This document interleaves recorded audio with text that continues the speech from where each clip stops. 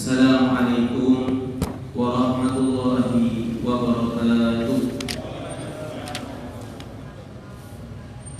Alhamdulillah, wassalatu wassalamu ala rasulillah sayyidina wa habibina wa syafi'ina wa qudwatina maulana Muhammadin ibni Abdillah wa ala alihi wa sahbihi wa man walah. Wala hawla wala quwwata illa billahil aliyyil azim. Subhanaka la ilma lana illa ma 'allamtana innaka antal alimul hakim. Wa tub 'alaina innaka antat tawwabur rahim. Allahumma ya fattah ya alim, ya fattah ya alim, ya fattah ya alim. Iftah 'alaina fathan qariba ya fattah ya alim. Allahumma inna nas'aluka fahman nabiyyin wa hifdzal mursalin wa sur'at ilham malaikatil muqarrabin. Nawaina ta'allum wa ta'lim wa naf'a wal intifa' wal ifadata wal istifadah wal hath ala tamassuk bi kitabillah wa sunnati rasulih sallallahu alaihi wasallam wal du'a ila al-huda wad dalalah ala al-khair ibtigha' wajhillah wa mardatihi subhanahu wa ta'ala. Amma ba'd. Alhamdulillah, kita bersyukur kehadirat Tuhan Allah Subhanahu wa taala atas segala karunia nikmat anugerah yang Allah taala telah berikan kepada kita. Semoga anugerah dan nikmat yang Allah taala berikan kepada kita menjadi salah satu wasilah kita untuk bersyukur kepada Allah taala. Amin amin ya rabbal alamin. Karena salah satu definisi daripada syukur ialah sarful abdi an'amallahu alaihi li ta'ati. Jadi seseorang hamba menyalurkan nikmat yang Allah titipkan kepada dia untuk ketaatan kembali. Ini yang namanya syukur. Salawat serta salam marilah selalu kita haturkan kepada junjungan kita baginda agung Nabi besar Muhammad sallallahu alaihi wasallam serta para sahabatnya serta para pengikutnya ila yaumil qiyamah. Jamaah yang dimuliakan Allah, kita alhamdulillah sudah berjalan beberapa tahun mengkaji tentang sejarah Nabi Muhammad SAW. Tambah lama tambah tampak bagaimana perjuangan Nabi Muhammad. Luar biasa Pak. Ini masih belum ini nanti perjuangannya lebih hebat dan lebih hebat lagi. Makanya ada satu pedoman yang harus kita ikat dalam hati kita dengan ikat mati Pak. Perjuangan Nabi Muhammad amatlah tidak pantas, lalu apapun yang Nabi Muhammad katakan untuk kita bantah. Jadi perjuangan Nabi itu kalau mau kita bandingkan dengan terus nasihat beliau untuk kita bantah, alangkah tidak pantasnya kita mengaku menjadi umat beliau. Perjuangan beliau sehebat yang berpuluh-puluh mungkin beratus-ratus kali kita dengar. Lalu kok kita dengar nasihat beliau kita bantah, amatlah tidak pantas kita membantah nasihat beliau. Ini masukkan di dalam hati, ikat mati Pak. Saya sudah merasakan nikmatnya Islam, nikmatnya iman. Itu porsi yang sangat besar melalui perjuangan Nabi Muhammad. Lalu ketika saya mendengar nasihat Nabi kok saya bantah? Tidak pantas sekali dong saya membantah Nabi Muhammad. Perjuangannya beliau saja seperti itu untuk saya. Di dalam berlalunya sejarah Nabi ini kita sudah menghabiskan periode ketika Nabi Muhammad SAW berdakwah atau mengajak. Jadi kalimat dakwah ini jangan dipikir kalimat yang ekstrim gitu. Kalimat yang dakwah, tidak. Dakwah itu ngajak. Jenengan ngajak anaknya salat di masjid itu jenengan berdakwah. Jenengan mengajak istri jenengan untuk berzikir, Anda berdakwah. Jadi dakwah ini bisa dilaksanakan oleh level siapapun manusia. Mau merasa ilmunya paling rendah sa'alam dunia, mau merasa ilmunya paling sedang-sedang, siapapun Anda memiliki porsi, memiliki kesempatan untuk mengambil dakwah atau ngajak. Jadi kalau ada orang dakwah, jangan heboh. Jangan kok berapa kilo. Enggak, dakwah itu ngajak. Orang yang azan di masjid sejatinya dia sedang berdakwah, mengajak orang untuk sholat. Orang yang seperti saya ini kan, saya ngajak, jenengan dengarkan ya, dakwah. Lu kok dakwah Habib? Dengan niat nanti ada yang saya ambil, lalu saya beritahukan kepada orang yang di rumah. Itu sudah Anda mengambil porsi Anda di dalam berdakwah. Habib, mengajak itu hukumnya apa? Kalau menurut saya wajib. Mengajak kepada jalan Allah hukumnya wajib. Bayangkan cerita yang berlalu-lalu kita dengar tentang seorang Abu Bakar As-Siddiq. Ada orang curhat diajak ke Nabi. Dia bilang, mungkin saya bukan porsinya untuk ngomong langsung, sini wes ajak ke Rasulullah. Rasulullah ini teman saya. Utsman bin Affan, Thalhah bin Ubaidillah, Sa'ad bin Abi Waqqas, hampir semua daripada 10 orang yang dijanjikan oleh Nabi masuk ke dalam surga, ajakan Abu Bakar As-Siddiq radhiyallahu taala. Hampir, tidak semua, hampir.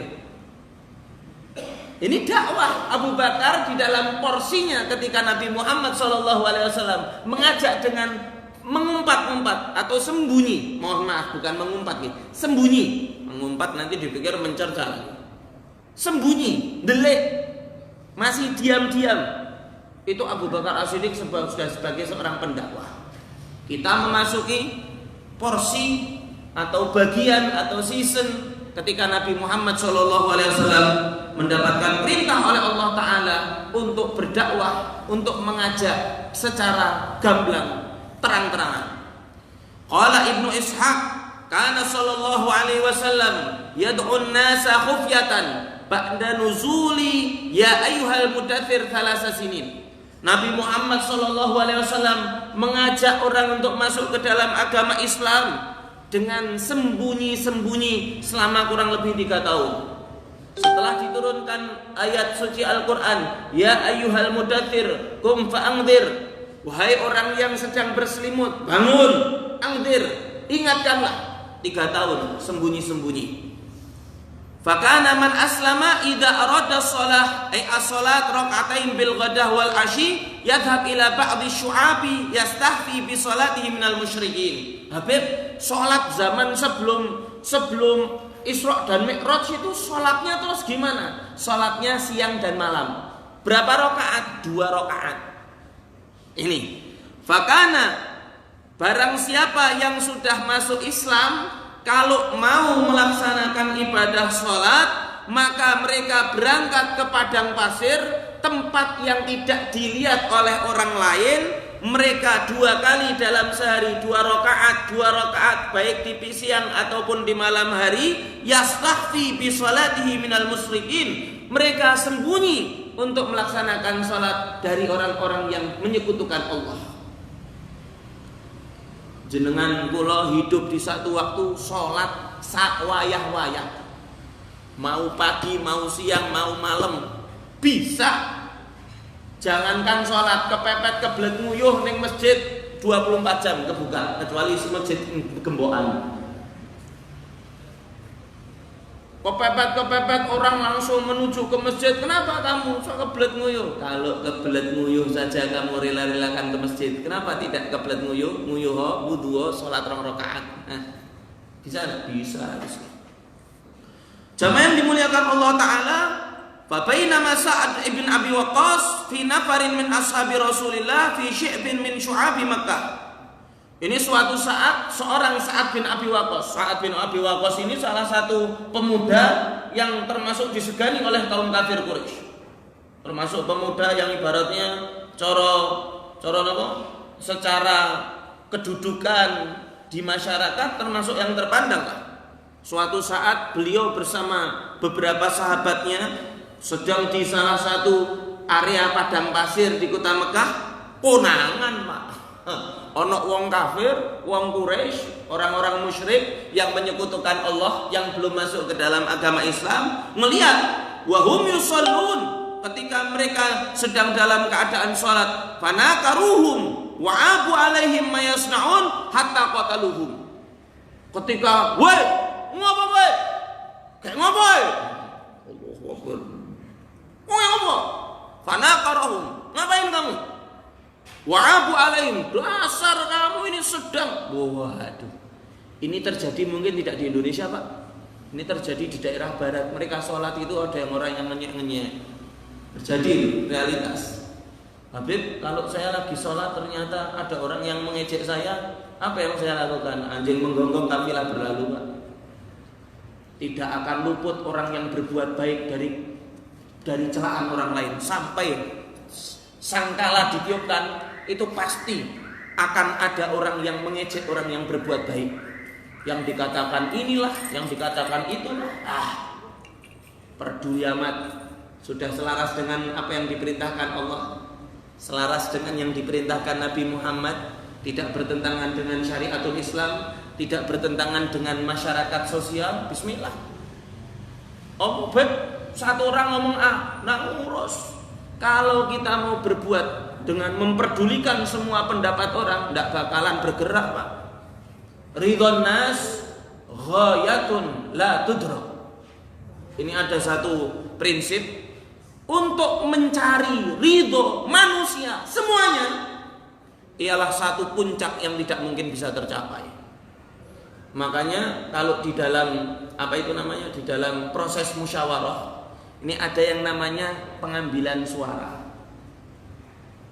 Ayo suara terbanyak. Kenapa tidak semua suara? Tidak mungkin.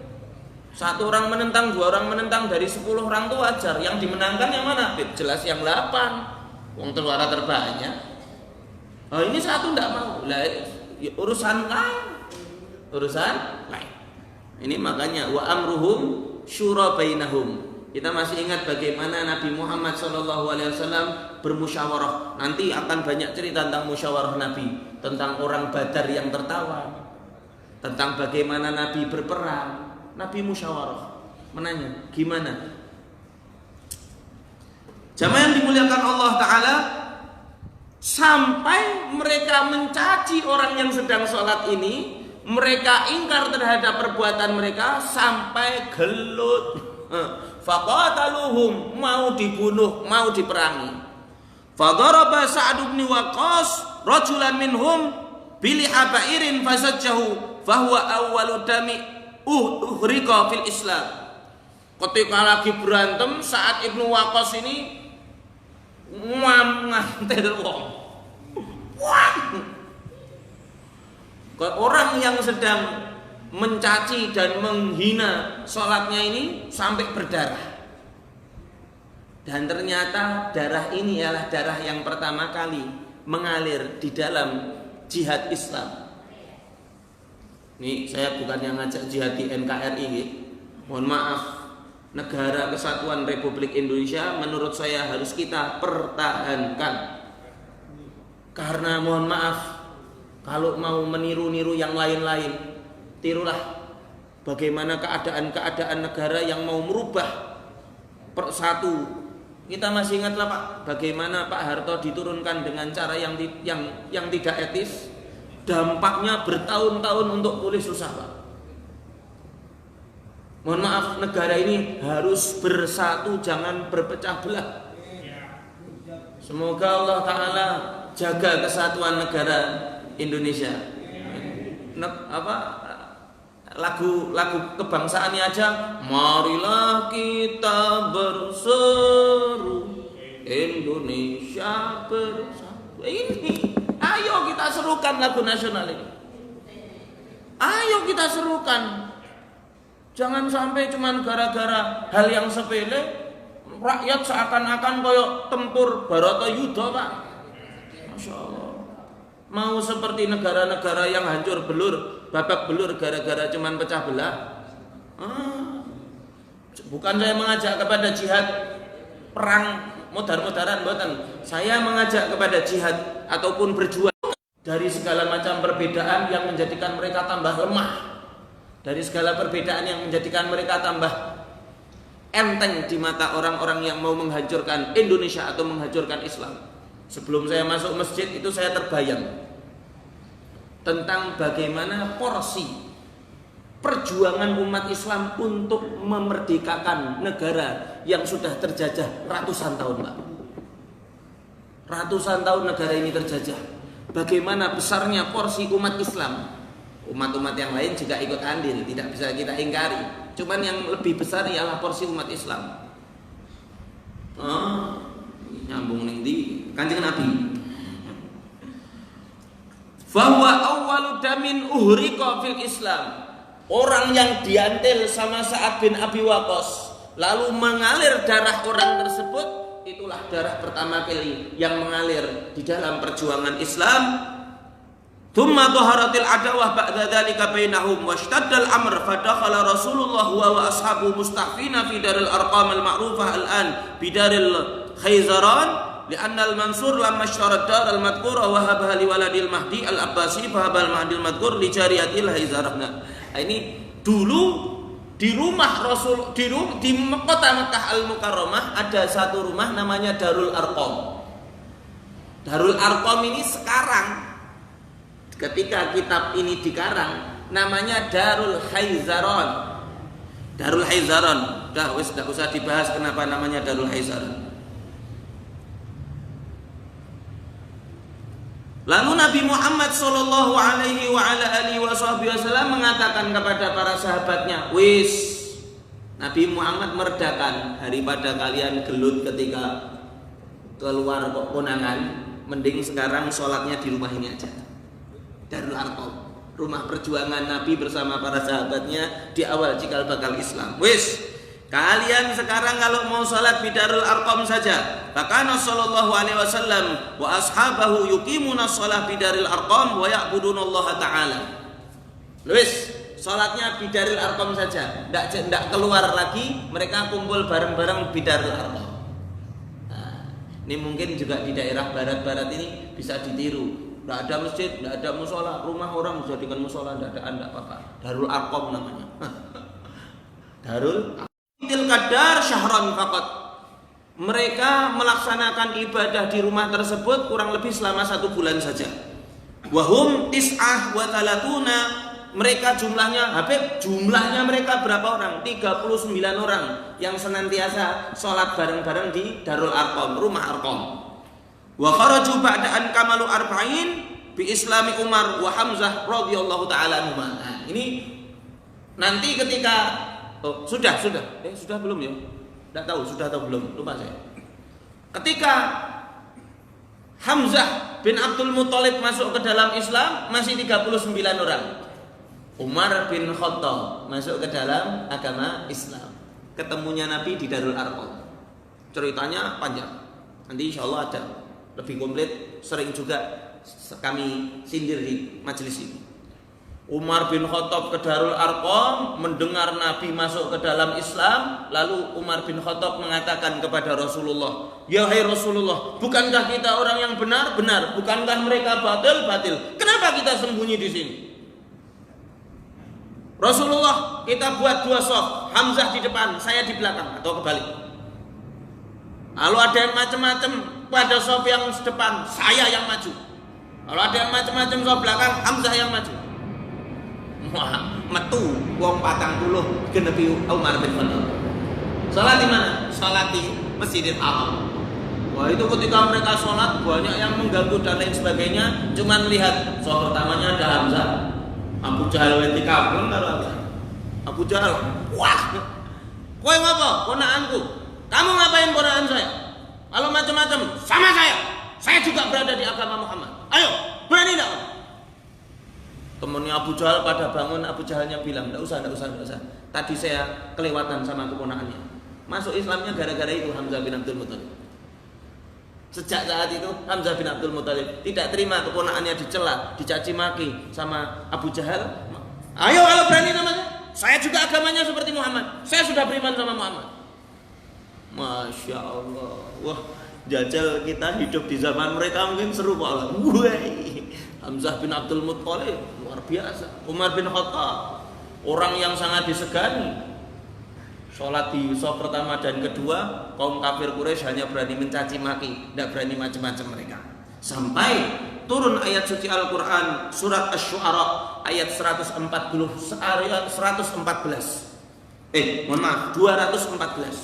Di Di dalam Al-Quran Allah Ta'ala berfirman, ini masuk ke season kedua di dalam pergerakan dakwah mengajak kepada agama Islam atau biljar. Apa itu? Terang-terangan. Gelem syukur, ra gelem kamu. Wa anzir ashiratakal aqrabin. Wahai Muhammad, peringatilah saudara-saudara terdekatmu. Saudara-saudara terdekatmu. Wahum Banu Hashim wa Banul Muttalib wa Banu Abdi Syamash wa Banu Naufal aulad Abdi Manaf. Siapa mereka Habib? Pertama, anak keturunannya Hashim. Hashim itu siapa? Kakeknya Nabi. Jadi Nabi Muhammad, putranya Sayyid Abdullah, putranya Sayyid Abdul Muttalib, putranya Hashim, Mbah Hashim. Bukan Mbah Hashim Asy'ari, ini Mbah Hashim. Sayyiduna Muhammad bin Abdullah bin Abdul Muttalib bin Hashim Abdu Manaf bin Qusay bin Ki Hakim bin Murrah bin Ka'ab bin Wa'id sampai akhir. Ini silsilah Nabi. Habib, Nabi Muhammad itu jalur keturunannya sampai kepada siapa? Kepada Nabi Ismail, putra Nabi Ibrahim alaihissalam. Cuman dari Nabi Ismail kepada Adnan, ini sama Nabi tidak pernah disebutkan jalur keturunannya. Jadi mentok itu sama orang yang namanya Adnan. Jadi kalau ada orang namanya jenengan namanya sinten nggih? Adnan, jenengan langsung pirsa, bae Kanjeng Nabi ini. Bae Kanjeng Nabi. Bukan dipikir Adnan, wow, surga Aden, tambahin non siji, Adnan. Ah, bener. Pembuatan Adnan itu ialah salah satu daripada nenek moyang Nabi Agung Nabi besar Muhammad sallallahu alaihi wasallam. Yang nomor 2, Wabanul Muttalib. Habib, Muttalib itu sama Abdul Muttalib sama atau beda? Beda. Al Muttalib ini pamannya Abdul Muttalib, saudaranya Hashim. Nah, kok bisa Abdul Muttalib karo Muttalib bedane mung sak huruf tok, sak kalimat tok. Nah, suatu saat Abdul Muttalib atau yang asli namanya ialah Syaibah. Syaibah. Ini dibawa sama pamannya. Ketika masih membawa cahaya Rasulullah, Abdul Muttalib ini wajahnya seperti lampu, Pak, bercahaya. Jadi, Masya Allah, Pak, jangan dianggap enteng kakek-kakeknya Nabi Muhammad. Ini orang yang membawa nur Nabi Muhammad ataupun cahaya Nabi Muhammad di tulang punggung mereka, Allah Ta'ala berikan keistimewaan. Apa itu Habib? Cahaya yang berada di wajah mereka. Masuk salah satunya Abdullah, ayahnya Rasul.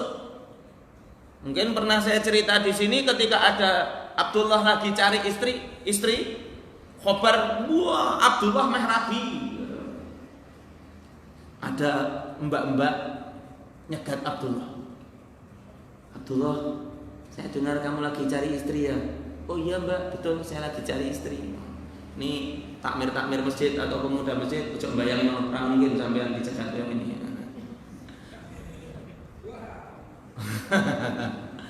Maukah kamu menikah dengan aku? Kalau kamu mau menikah dengan aku akan bayar pernikahan ini dengan 100 ekor unta. Nek jenengan Pak ditembung karo wong wedok ayu dikai duit 1 miliar ya 500 juta wis.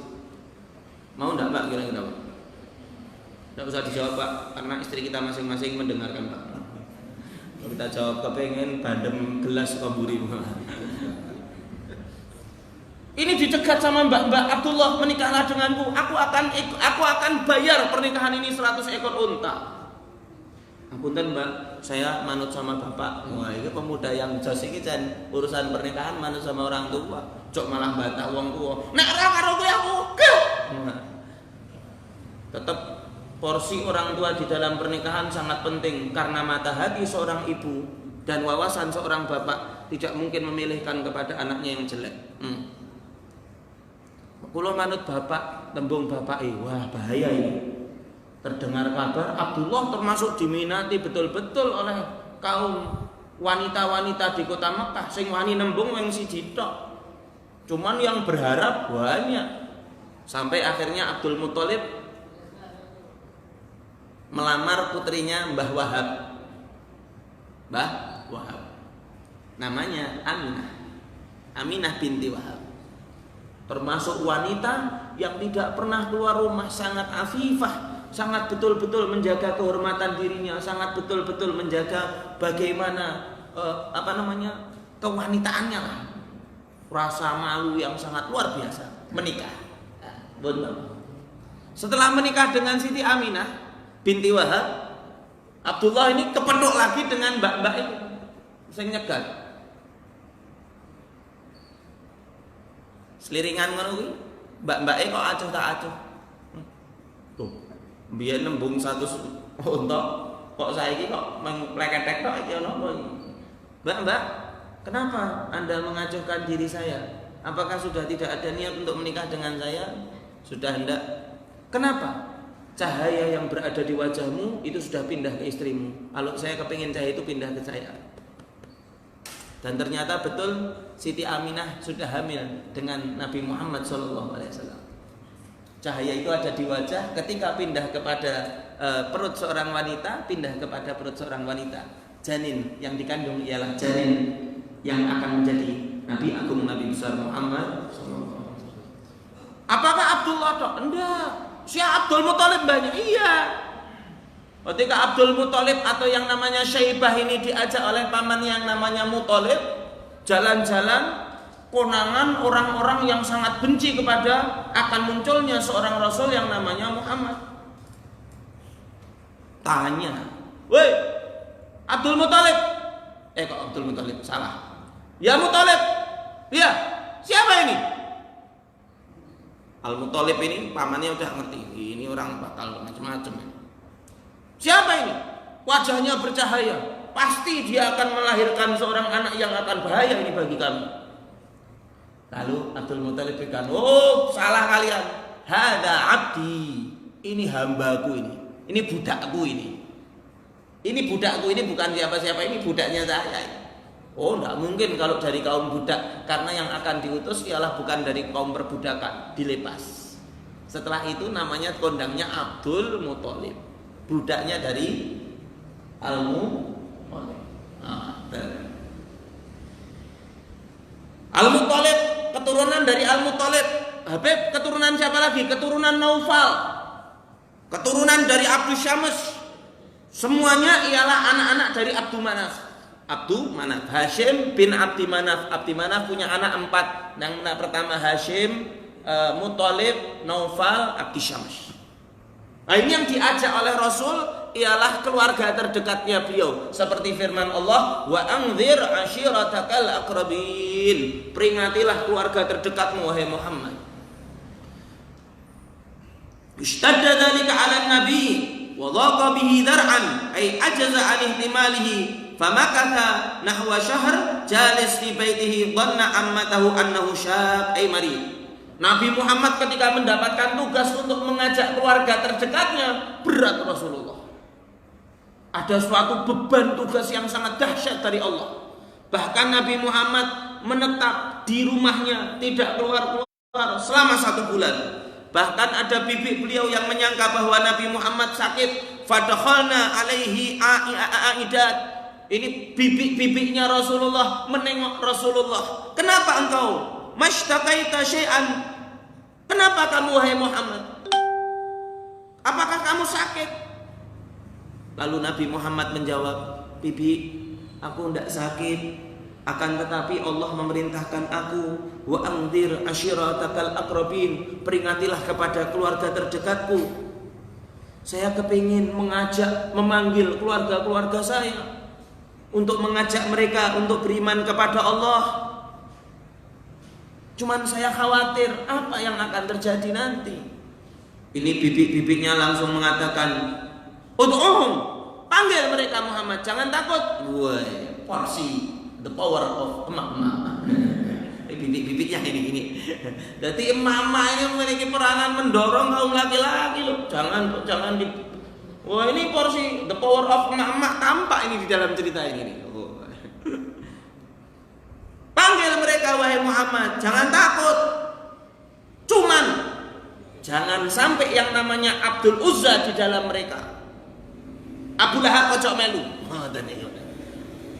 Celuan, panggilan mereka, panggil mereka. Cuman kalau bisa Abdul Uzza ataupun yang namanya Abu Lahab jangan sampai ikut.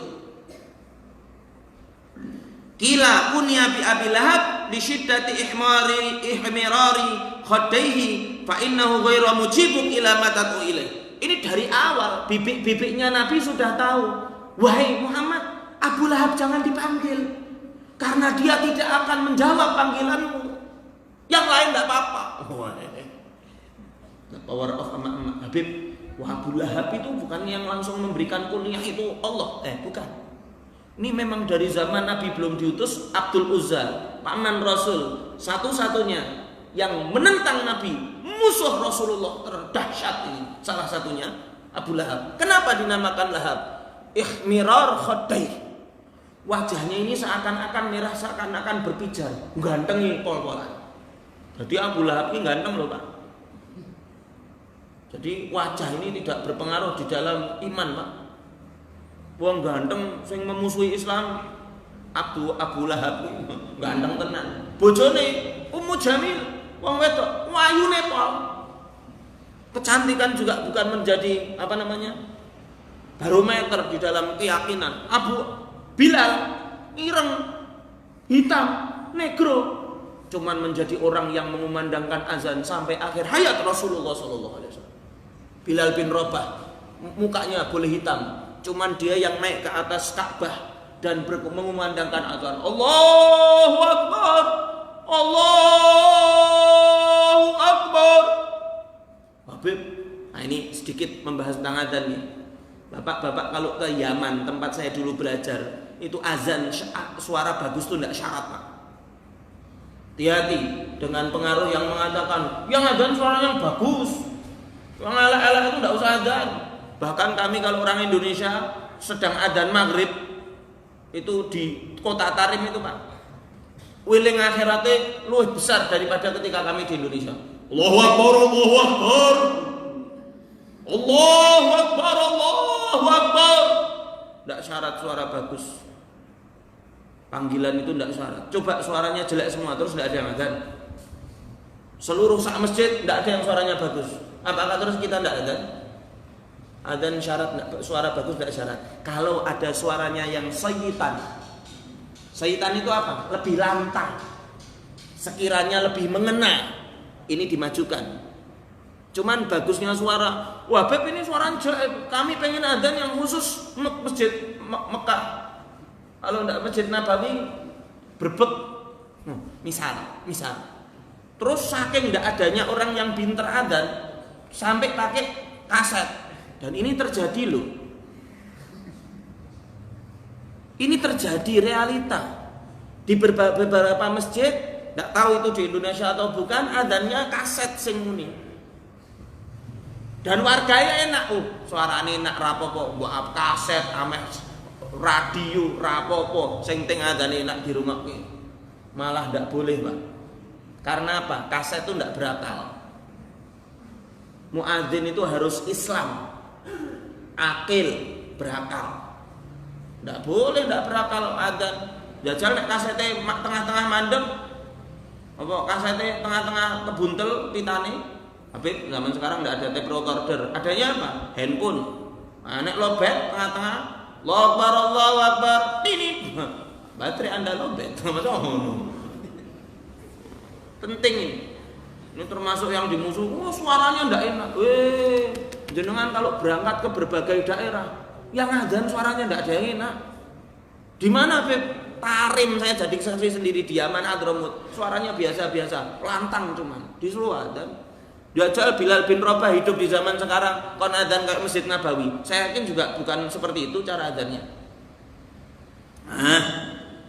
Malah bahas tentang adzan. Ini viral sebab ini. Saya juga termasuk adzan kok dipertentangkan. Ya Allah, ya Rabb. Wis. Kunya bi Abu Lahab. Abu Lahab ganteng, Pak. Ganteng. Istrinya cantik. Cuman ternyata orang yang sama bibit-bibit Nabi itu diprediksi Abu Lahab tidak mungkin menjawab panggilan Muhammad. Falamma wa kharajna min indihi falamma asbaha Rasulullah ba'atha ila Bani Abdul Muttalib fahadaru. Ketika Nabi Muhammad SAW keesokan harinya, bibit-bibitnya sudah dorong, Nabi mengajak kepada keluarga kakeknya, silahkan kumpul mereka. Abu Lahab katut. Tidak bisa mengajak Abu Lahab tidak katut. Wong sama-sama anaknya Abdul Muthalib, saudara bapaknya Rasul. Falamma akhbarahum sallallahu alaihi wasallam bima anzalallahu alaihi asma'ahu Abu Lahab ma yakrah faqala tabban laka Muhammad alihada jama'atana. Baru sekelas satu terah Mbah Abdul Muthalib, Abu Lahab langsung protes.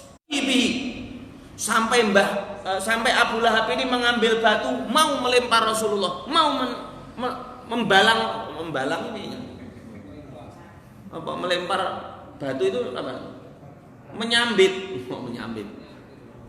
Ini kulah jenengan tidak apa mudeng melempar Nabi Muhammad dengan batu. Wa qala ma ra'aitu ahadan ja'a bani abihi wa qaumihi bi asyar mimma ji'tahum bihi. Wahai Muhammad, saya tidak pernah mendapatkan hal yang lebih buruk daripada apa yang kamu bawa, lebih-lebih untuk keluargamu sendiri ini. Masya Allah. Baru pertama Rasulullah Shallallahu Alaihi Wasallam, kata Rasul, Nabi diam, tidak membalas. Pak, kalau diajak debat sama orang dan orang itu tidak mungkin untuk mendengarkan omongan Anda, jawaban yang paling baik ialah diam. Walam yatakattam fi dzalikal majlis, tidak melanjutkan pertemuan itu. Bagaimana kelanjutannya tentang Abu Lahab? Insyaallah kita akan bahas pada pertemuan yang akan datang. Season kedua di dalam dakwah Rasulullah, bagaimana Nabi Muhammad mengajak kaumnya untuk beriman dan mentauhidkan Allah Subhanahu wa taala, mengesahkan Allah Subhanahu wa taala. Semoga perjuangan Nabi ini kita bisa lanjutkan minimal di dalam rumah kita masing-masing. Allahumma amin amin ya rabbal alamin. Amatlah tidak pantas perjuangan Nabi yang sangat besar itu kita balas dengan membantah beliau. Semoga kita termasuk orang yang tidak akan membantah Nabi Muhammad di dalam hidup kita sekalipun itu. Allahumma amin amin ya rabbal alamin. Rabbana taqabbal minna innaka antas samiul alim wa tub alaina innaka antat tawwabur rahim. Sallallahu ala sayyidina Muhammadin wa ala alihi wa sahbihi wa sallam walhamdulillahi rabbil alamin. Kurang lebihnya mohon maaf. Akhirul kalam, hadanallahu wa iyyakum ajmain. Assalamualaikum warahmatullahi